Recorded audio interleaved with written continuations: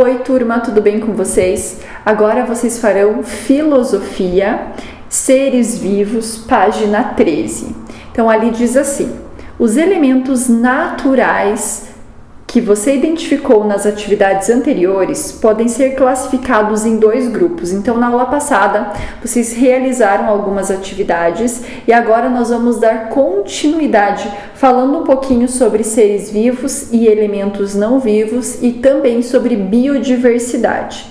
Então, juntos, eles formam ambiente e biodiversidade. Essa palavra tem origem na língua grega, em que bios significa vida.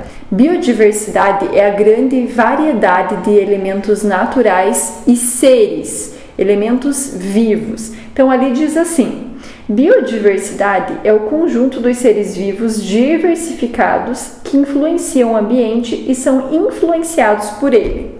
Então, a professora preparou dois vídeos, um falando sobre biodiversidade e outro falando sobre elementos vivos e não vivos. Eu espero que vocês assistam esse vídeo antes de continuarmos com as atividades e após a gente volta com as explicações. Então, pausem o vídeo, assistam esses materiais disponíveis no Google Sala de Aula e daqui a pouquinho a gente volta. Podem pausar.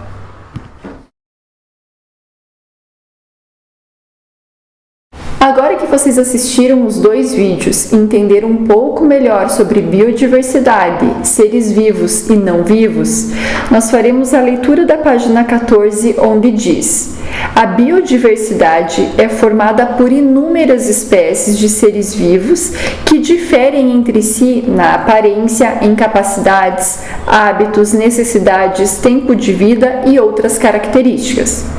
A maioria das espécies depende apenas da natureza para viver.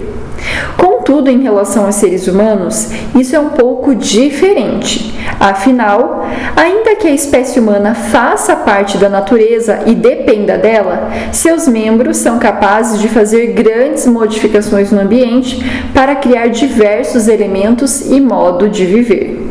Na seção Vamos Brincar, você sabe distinguir os seres vivos dos elementos não vivos que fazem parte da natureza?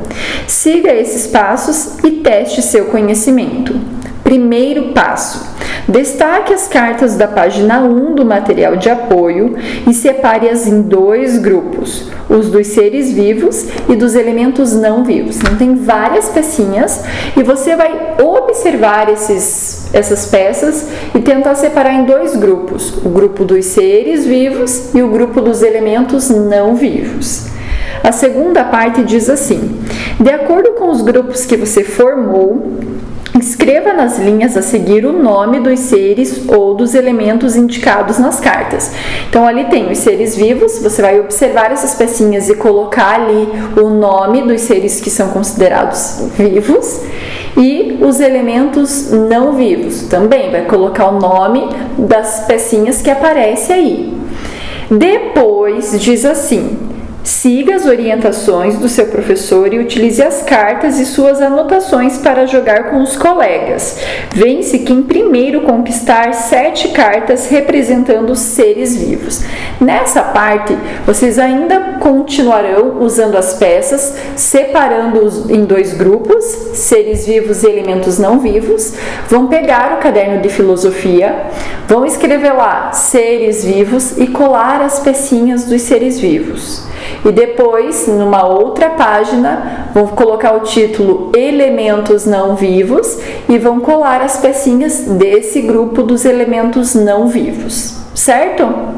Por hoje é só e até amanhã!